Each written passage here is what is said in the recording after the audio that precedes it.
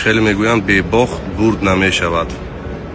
برای همین با تمام اشتراکچی ها موفقیت، حالی همه زندگی در پیش. نوری کم بسیار زیق شد شب.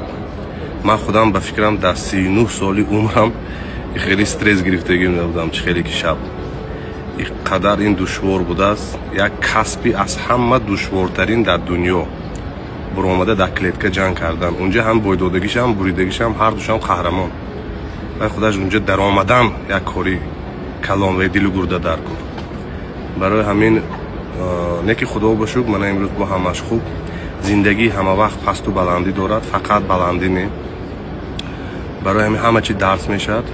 باز از این هم روزهای خوب میبینیم. انشالله همش در پیش. برای این بچه جان گرم زید نشد. خدا خواهد حالی توی جوان.